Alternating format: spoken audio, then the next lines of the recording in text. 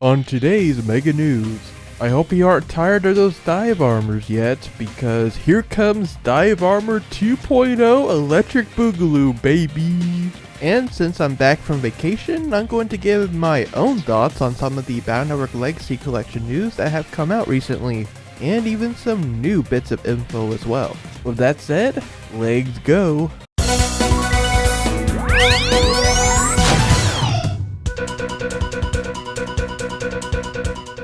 Welcome to your Mega News for March 20th, 2023. Coming to you from the ShadowRockZX YouTube channel and the MegaManNetwork.com. For the last Mega Man Bound Network Legacy Collection focused Mega News, we had DiVE Gameplay hosting and Mega Quint editing as always, and that was because I was on vacation, so I couldn't exactly make a video while I'm on a road trip and all that. So I just wanted to give a big shout out to TGP, Quint, and even Neo Eclair for making the thumbnail for the video. All three of you did an outstanding job on the video, and you turned it around in record time too. I'm really impressed. Thank you for doing that. Of course, I was helping TGP and Quint compile the notes where I could so that TGP knows what to cover in the video. And fun fact, I was working with Quint on the description for the video to get it published while I was waiting in line at the Space Mountain ride for Disney World. So that was very interesting and fun, but I digress. Let's get on with today's news, and as always, we're going to start in the deep log. So in the last Mega News that I hosted, I did touch on Vergil Trigger 0, as well as Dante X, but at the time Zero Vergil Trigger did not properly come out, so let's talk about him a little bit more in detail. First of all, his animation is pretty dang cool. I mean, it's literally the Judgment Cut meme. What more could you possibly want? So now we have two iterations of Zero that does some kind of Judgment Cut thing. We're not going to play the meme here because, well, the song is actually copyrighted, so that wouldn't be good for us. And on that note, I actually couldn't monetize the stream that I did for the first Devil May Cry week because they played Devil Trigger in the main menu in game, and as you can probably imagine, Devil Trigger is copyrighted. It is what it is, but it just meant that I did that stream completely for free. You're welcome, guys. But man, that's a streamer trap if I ever seen one. I'm just thankful that that didn't result in a copyright strike, because there is a difference between losing your monetization and getting a strike. Strikes are way more serious, and if you get at least 3 of them, your channel's dead. It's suspended. Moving back over to Zero Vergil Trigger himself, well, there's not a ton I can say about his moveset. It's pretty much the standard type of character you would see today in 2023, and the skills themselves are basically making him screen clear the character. And when I saw the trailer for the first time, I was just thinking about the days when we thought pizza cutting was really bad. And by the way, they finally nerfed pizza cutting. By that I mean spinning on the ground with the sword by mashing dash, and then you would do a ton of damage that way. Yeah, that got nerfed. That isn't really a tactic that's viable anymore after 3 years of the game running. Everyone complained about it back then, but they only made minor adjustments at the time, but it was still very viable until now. It's kind of weird. But then I guess as a replacement for that, we just have all these characters that just attack the entire screen now, and they always gotta be fast, they always gotta penetrate terrain. You know the drill by now. It's really because of this shift in how the characters and weapons are designed, making them possibly too OP. Like, we've talked about OP characters throughout the whole 3 years of this game, but now the ridiculousness of it all is getting to the point that the game is becoming mindless to play. If you've ever seen any of our recent dive streams, you probably called it out too, that all I'm doing is just holding down the attack button and letting the ultimate blast buster just attack everything, home in on it. Like, I don't have to do anything. And then a lot of the new characters are just, you just tap to win. It's like, oh, there's a skill that screen clears everything, so I could pretty much stay in one spot for most of the time if I really wanted to, just to get through the stage or whatever. And I might be over exaggerating a bit, but not by much. It really is like that these days. And I think that's rather sad because it really takes the fun out of the game when you can just press a button to win. You don't actually have to put in any effort. And it doesn't help that content-wise, the game has just been reruns of previous event stages. There wasn't even a new Devil May Cry event stage for this collab. Oh no, that would require work. So week to week, it's mostly just been, okay, well here's a couple things you can do, but pull for this character please. It's pretty cool, I swear. And yeah, that's where we're at with DiVE.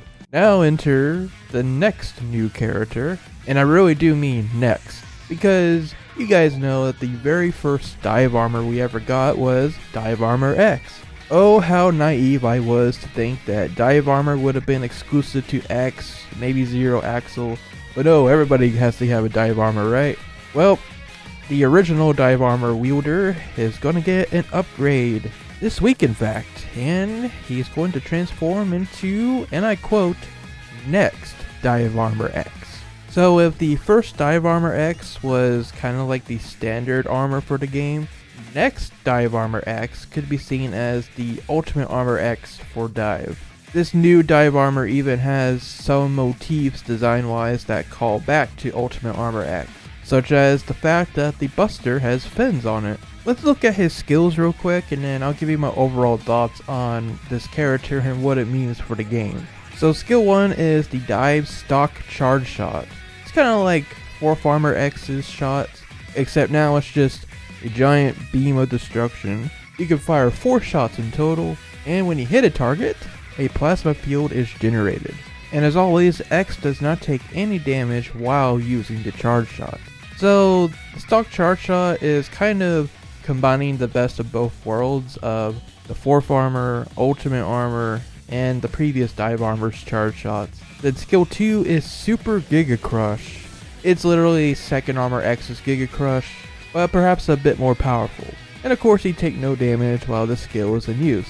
And it does run on the usual armor energy mechanic, which you gain armor energy from time passing or getting attacked. However, that is not all there is to Super Giga Crush, because there are 2 other skills that X can swap to with the chip system. So if you don't want to use Giga Crush, you can also have Nova Strike, which is the 4th Armor edition of the Nova Strike, not the Ultimate Armor one. The third skill, however, is all new. It's Dive Sword. Dive Sword launches 2 gigantic energy blades that ignores terrain, and of course he takes no damage during the skill. Honestly, it looks a bit like DiVE Armor Zero's own skill, but okay, that's the gist of next DiVE Armor X. He's set up to be a combination of all the X armors that came before, which is a nice concept. I'm an X fanboy, I enjoy this stuff. And I'll say this, I've seen mixed opinions so far on the design of the character. Some have been saying he looks ugly. In my opinion, I think he looks fine. Maybe a bit over-designed, but I mean that's DiVE in general. Personally, I don't really mind over-designed characters. I find myself enjoying the ridiculousness of it all, so I don't mind the design at all. I think it's neat. If I take issue with anything, it's the can of worms that's going to be opened because of the existence of next DiVE Armor X. Because it's true, now that X is getting another DiVE armor, now the snowball is going to get rolling on everyone else getting a next DiVE armor as well. Like if you think that this one is finally going to be exclusive to X only, oh man, I don't think so guys. A little spoiler, but there is going to be a 3rd anniversary event this week alongside the new character. Yes, the first new event in forever. And maybe that's why they weren't working on a Devil May Cry event, because they were making this one. But story-wise, the 3rd anniversary event actually takes place before the finale with Via in chapter 20, so it's not like a post-story event or anything. It's just kind of like a side story that happens within the final chapter. But the spoiler is this 3rd event actually introduces the concept of the next DiVE Armor X, and at the end you have other characters coming in like, hey, where's my next DiVE armor? And Riku's like, don't worry guys, you're all gonna get next DiVE armors, I'll make sure of that. I was like, oh god dang it. God dang it, DiVE. If it didn't already feel like that they were padding out the content of the game with all these DiVE armors, when they could be doing things like introducing Spider, or giving more to some of the characters that have been left behind. Like, you know, Mega Man Zero hasn't gotten anything yet, Massimo hasn't gotten anything. What about ZX? There's still only Ale and Pandora. There's so much they could do, but instead they're using all this dev time on these DiVE armors, and now you're telling me there's gonna be a whole new line of DiVE armors. Because yes, it's like, come on. I guess the game really is dying if this is all they can do, you know? That's what you're telling me right now with this. That you got no ideas left. This is it. Who knows where the game is going after these next DiVE armors run their course.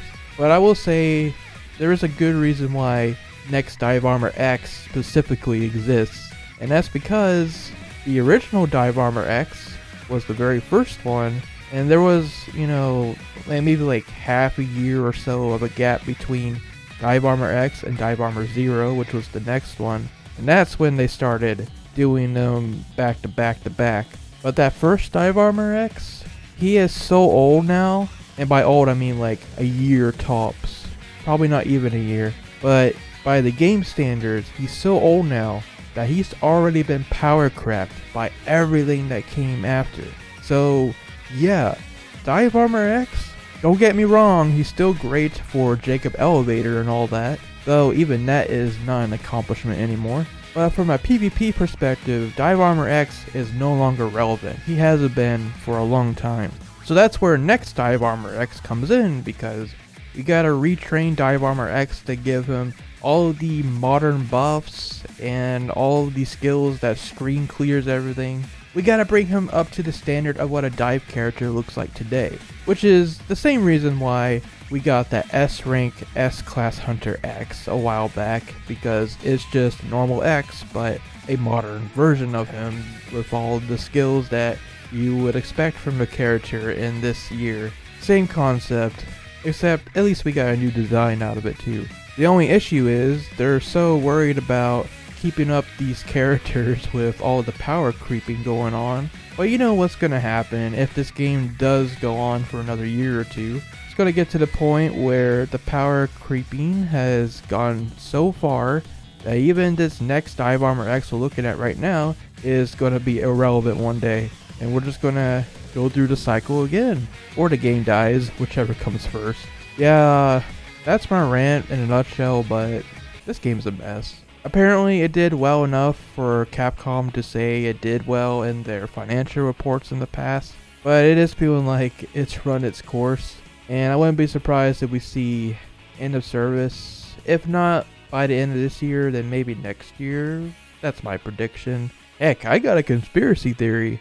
What if they are winding down on DiVE so they can finally release that EXE mobile game that's been rumored forever? I say rumored, but honestly, it was a real game. I'm not going to sugarcoat that. The only question is, what happened to it? Did it get cancelled? Well, I don't know that. But it would be funny if they're winding down on DiVE so they can make room for that EXE mobile game. It is the year of Battle Network after all, so it would actually make sense from a marketing perspective. So I'm definitely very interested in the future of the Mega Man mobile games going forward. I'm not big on gacha games, mind you, but I'm interested in the respect that I just want to see what their plans are. Because if you know me, you know that I like watching dumpster fires in progress. And boy, has DiVE fulfilled that for me for the past 3 years. But alright, I did mention EXE, so let's move on to a game that I'm actually incredibly excited for next month. That is, of course, Mega Man Battle Network Legacy Collection. It's out April 14th. That means we are now officially under a month until the collection finally comes out. And heck, this week we got some exciting stuff going on, such as the NT Warrior Twitch Marathon that Capcom USA is going to be hosting on their Twitch channel. It's actually going to be tomorrow from when I'm recording this, March 21st. And although there was confusion at first, they are indeed going to be doing access as well during the marathon. Although we still don't know if they're going to be uploading the episodes on YouTube like they promised. Yeah, baby! However, TGP did touch on in the last video that on the website it says that they're going to reveal more information concerning the marathon on March 23rd. So my guess is that once the marathon has run its course, they're going to announce the episode uploads on YouTube. Correct! But I guess we'll find out on March 23rd what they actually got planned. Another event that is going on tomorrow morning is actually another Capcom TV broadcast. Aiko Kano is back yet again for his third challenge from Iguchi. And yes, I'm talking about the guy that lost to Shadow Man and Kendo Man previously. But this time he's going to get a crack at a boss in Mega Man Bound Network 6. And judging from the screenshots on the announcement tweet, he may be fighting Judge Man, although it's not 100% confirmed. I mean, Bound Network 6, to me at least, is definitely a bit more user-friendly or beginner-friendly. And if his opponent is Judge Man, who knows, maybe he can pull out a victory this time. Especially if they load up Double Beast or the Gregor and Falzar Giga chips in his folder, since they are download chips. Yeah, those chips are pretty dang powerful, so yeah, I could see him taking out Judge Man and redeeming himself a bit, but I guess we'll see and find out. And hey, if any new information comes out of it, you know we'll be right back here talking about it. And then last night, we got some news from Rockman Unity. Over in Japan, they revealed what the physical eShop cards are going to look like. And the card features a picture of a Game Boy Advance cartridge with the Legacy Collection key art on it. And unfortunately, it's just a card design. It's not actually a physical cart or anything like that, which is disappointing. You know, if you told me that I can get a Game Boy Advance cartridge of the Legacy Collection as part of that collector's edition that they got over in Japan, boy, that would be something that would actually make me want to buy it. I mean, those shot glasses are cool too, but man, like a Game Boy Advance cartridge replica? Oh man, I would go for that actually. I enjoyed on the Blaster Master Zero collector's editions from Limited Run Games, they had that NES cartridge replicas. I like that stuff, but whatever. At least it's on a card design, I guess. Another interesting thing that came up is that some Japanese retailers are going to have campaigns to get you additional download chips for the collection. By doing things like registering on the campaign site and giving a friend a URL to go do it, you can get some additional battle chips, which really isn't anything too special.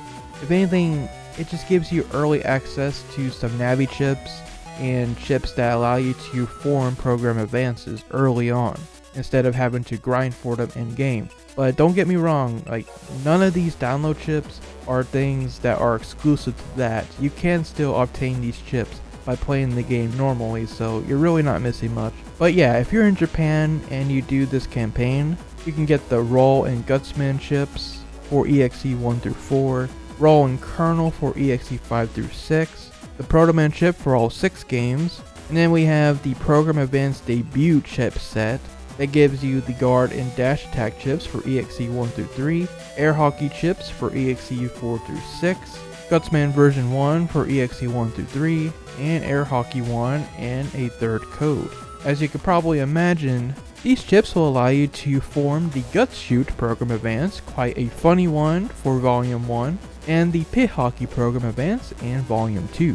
Otherwise, yeah, you're really not missing much, but if you want those program advances and Navi chips early, well, if you're in Japan, you should probably take advantage of that campaign. And for EXE4 specifically, you can't go wrong with Air Hockey. Hey there! Future ShadowRock coming in to say that we have now watched the actual Capcom TV broadcast, and it turns out that the social media posts were a ruse, because it's not Judge Man he was fighting, he was actually fighting Colonel. Thankfully it's just version 1, so he didn't have to worry about the cape move and all that.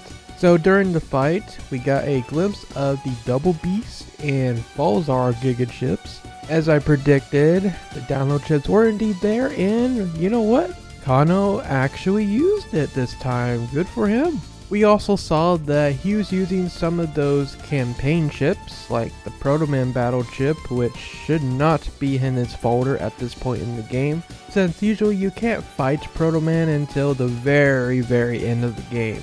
He even had the components for the Pit Hockey program advance, which again comes from the campaign chips. I mean, either that or somebody's been using those newly announced e-reader patch cards, because this man also had way too much HP for this part of the game as well. So there might be some HP modifiers in there too. But in the end, we got to see the Falzar Giga Chip in action, and thanks to that, combined with his usage of the Feather Shot from the Falzar Beast, he was able to take down Colonel and finally redeem himself after 3 tries. GG's being 6-2Es. To close out the stream, they had a 7-Eleven representative come on to talk about the campaign and the chips and all that. Turns out he's actually a Battle Network fan himself, and he showed off his own personal copy of EXE3 with his name written on it. That's adorable. But yeah, in terms of new stuff, it's just a little showcase of the Falzar Giga Chip for anyone who hasn't seen it before. After all, it was originally Japanese exclusive, not to mention event exclusive, so there you go. In other Battle Network news, Ship to Shore is back once again with another vinyl, this time for Mega Man Battle Network 2's original soundtrack. Pre-orders for that will be starting today, March 21st at 2 p.m. Pacific time. And it's probably also going to be $40 like the first one. Well, with this trend going, they're probably going to release vinyls for every game up to Battle Network 6, so that's pretty neat. Oh, and did I forget to mention that today, March 21st, is actually the 22nd anniversary of Mega Man Battle Network 1? Yep, we're old. And to commemorate that, Keisuke Mizuno of Mega Man X and Rockman X DiVE fame has made some new artwork harkening back to the original promo art for Battle Network 1 way back in the day. As always, it looks amazing. The man has got the touch. What can I say? But yeah, while I'm here, a big happy 22nd anniversary to EXE1 and Battle Network in general. It's been an incredible ride, especially this year with the Battle Network Legacy Collection and all this other stuff going on. It truly is the year of Battle Network. It's important to say, however, that most of all this stuff, including the Legacy Collection, was meant for the 20th anniversary. But you know, COVID happened, the pandemic happened, and I've said in a previous video and at other places many times that, you know, if Battle Network got delayed 2 years, then probably everything else Mega Man related got pushed back at least that far too. Which is why it's really just Battle Network this year from what we're seeing. So maybe in another couple years we'll finally see a new game, who knows. But hey, it took a couple years, but our patience was finally rewarded with the Legacy Collection, so I'm looking forward to celebrating the 22nd proper in just a couple short weeks here. It's gonna be a fun time. Speaking of celebrating the anniversary, don't forget that the NT Warrior Marathon is happening today on Capcom's official Twitch channel. According to some new information that we got, the streams will be happening from Tuesday to Friday this week, the times being 1 p.m. Eastern to 10 p.m. Eastern. And apparently the episodes are indeed going to go live on the Mega Man YouTube channel after the Twitch stream, which is what we would hope. So hey, for those of us that experienced the Kids WB era of Mega Man NT Warrior, it's time to relive our childhood. For everyone else that doesn't know anything about NT Warrior, I hope you enjoy Surfer Mega Man, because you're gonna have to get used to him for the Legacy Collection anyways, unless you just go for Japanese voices. I guess that's fair too.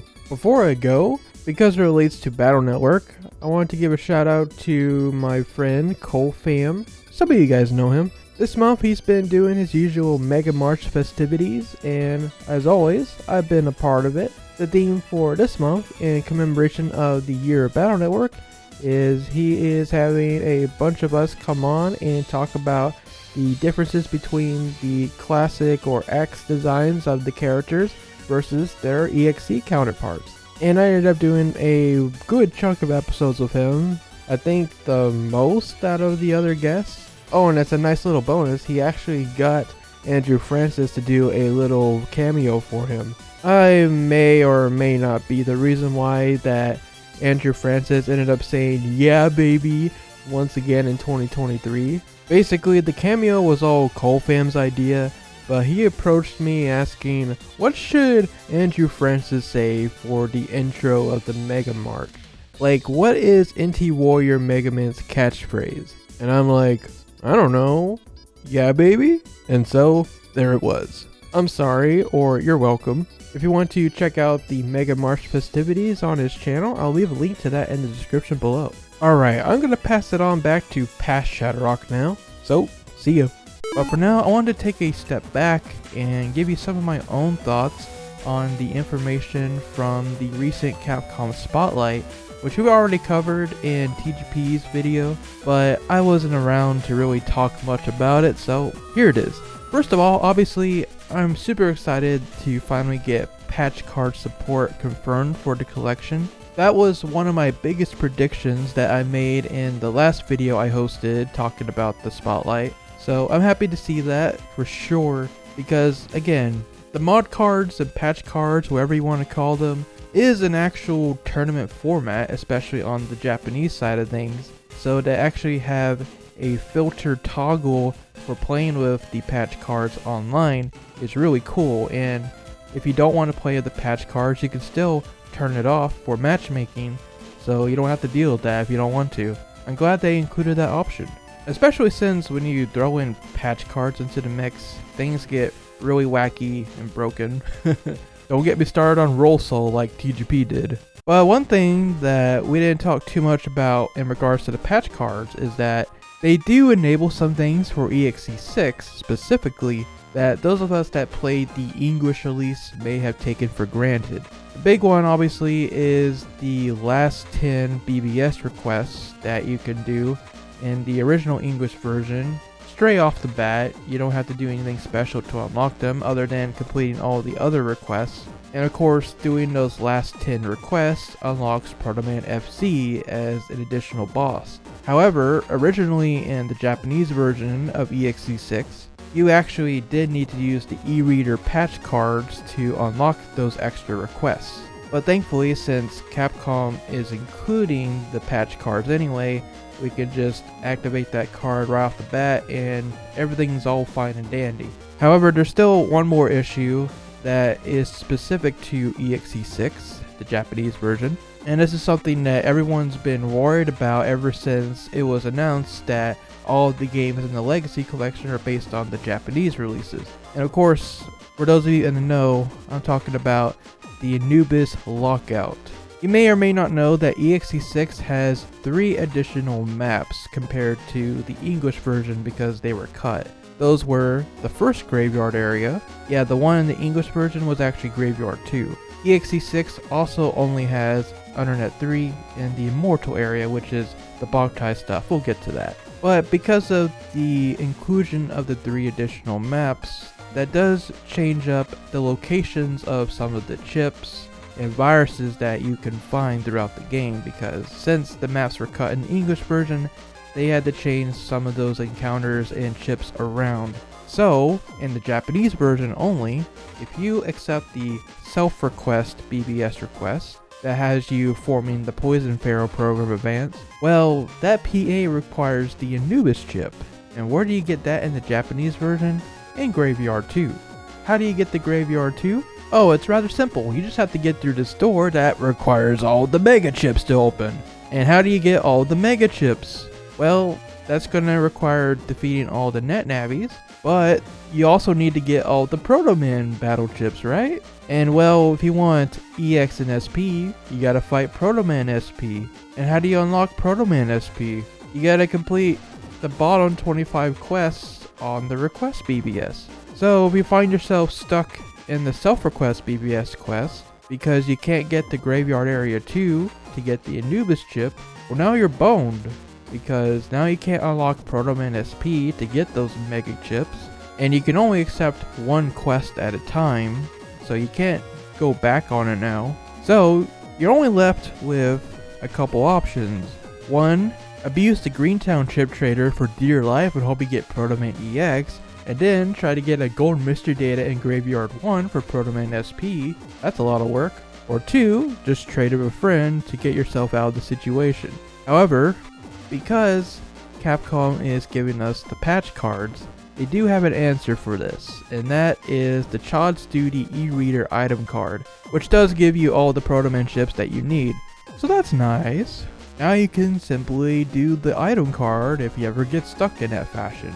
I don't know if they're going to do anything else in regards to the Anubis lock for the Legacy Collection release, but if for some reason they do forget about it, at least the item card is there. So yeah, the patch card inclusions are great. It's pretty cool that they're giving us another copy of Z-Saber, since originally you needed to connect to 03 to get one of those copies, and then the other one comes from the secret lotto code number. So we can still get 2 copies of Z-Saber in our files, no matter what. When it comes to online PvP balancing, I did like hearing things like the nerf for Dark Invis and Dark Soul Mega Man, because it can get pretty ridiculous with the right setup.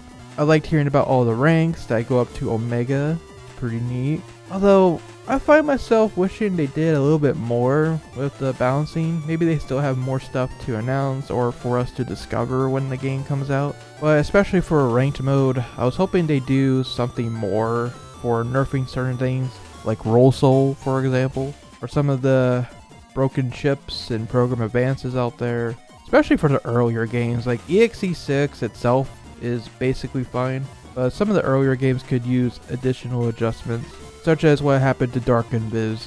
I like to see more of that, but I guess if they don't announce anything else, it is pretty much what I feared for the meta coming up in the Legacy Collection.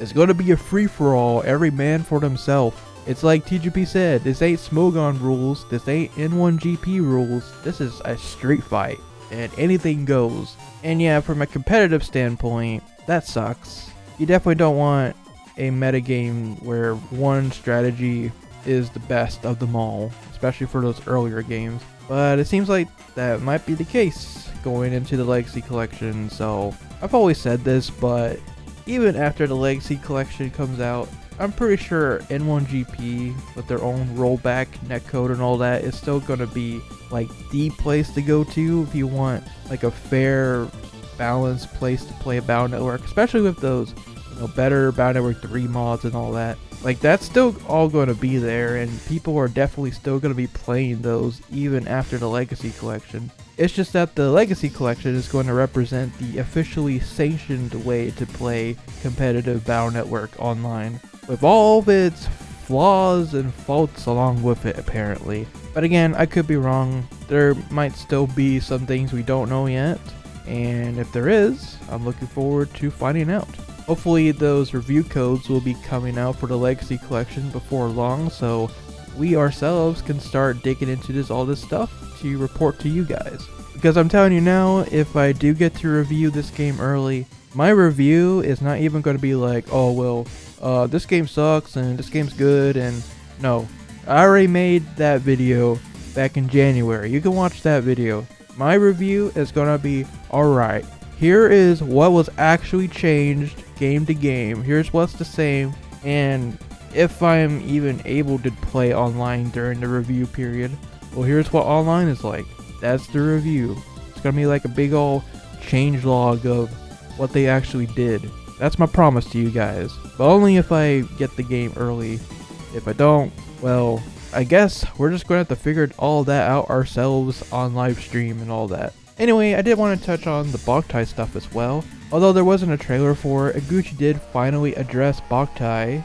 He said that they got permission from Konami, so all the Boktai content is in, with the exception of the crossover battles, which was expected.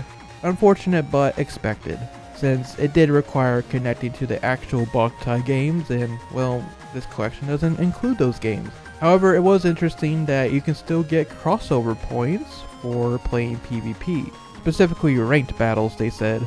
And I'll echo TGP and say that it does kind of suck that there's no ranked rewards for getting up to Omega and whatnot. I would have liked to see something a little bit more, even if it's just like an achievement, like, hey, you got to Omega rank, congratulations. Maybe there is an achievement, we don't know that. But yeah, a little something besides the crossover points would have been nice.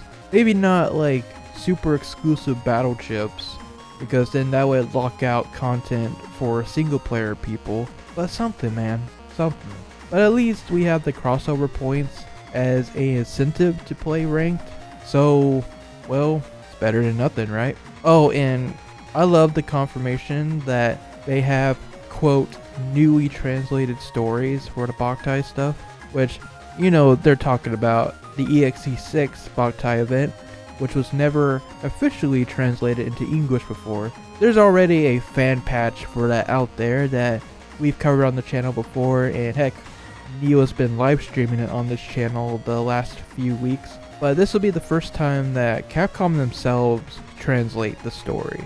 So it'll be very cool to read the translation for ourselves and maybe even compare it to the fan translation and see what the differences are, if any. Oh, and I do want to address Soul Cross as well. People keep asking me, even now, is Soul Cross gonna be there? Well, no, because Soul Cross was a Bound Over 5 Double Team DS exclusive. And yes, it's true that we're getting the Django patch card, but that's only EXE6 to my knowledge, and it's not really Soul Cross in the first place. Because originally, Soul Cross, he has that sun mechanic that gives additional power bonuses to the chips. He has super armor, and he also makes it so you can only put 3 mega chips in your folder. But in the Legacy Collection patch card version, it doesn't change Mega Man's look at all, so it's not actually Soul Cross. But it does give you Status Guard and the Gun to Soul Charge Shot. So it's kind of like a replica of Soul Cross, but it's not actually Soul Cross. It just gives you abilities that let you kind of pretend that you're Soul Cross, but yeah, it's not the same. I've said this many times, but it is extremely likely that we're not going to see any DS content whatsoever. Even the Bound at Work 1 stuff, we covered a lot that everything we've seen for Bound at Work 1 is just vanilla Game Boy Advance. Absolutely nothing from Operation Shooting Star has made it in. And the same for Bound at Work 5, it's just the Game Boy Advance content, including the e-reader stuff, which at least gets us Base Cross and Base XX, but again, that was in GBA anyways, but that means we're still not going to get like the Party Battle System or Soul Cross, because that was DS exclusive.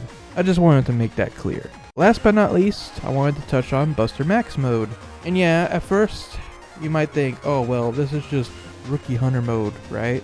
And yeah, it is, but at the same time, like TGP mentioned too, this kind of opens the floodgates for allowing you to get through the games a lot faster, so you can get to grinding for PvP faster. And on that note, with the fact that you can just trivialize any encounter, that's going to let you grind for battle chips, grind for Zenny, grind for bug frags and BM3 a lot faster.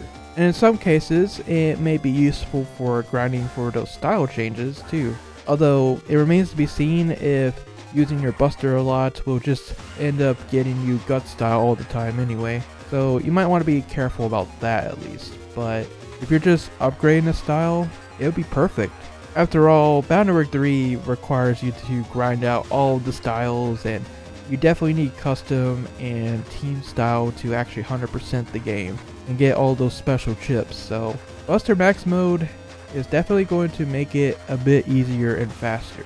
At first glance, it looks like it's just Rookie Hunter mode, but in actuality, it's one of those quality of life features that we wanted to see when this collection was announced. So I like to see it. Now all we need is a fast forward function, so I can just fast forward everywhere like I do on emulator anyway. I think that's pretty much my own thoughts that I wanted to add. If you want to see the news video itself, it's still there. I'll have TGP's video in the link in the description below even. But overall, despite my remaining concerns, I think Capcom has got it on lock for this collection.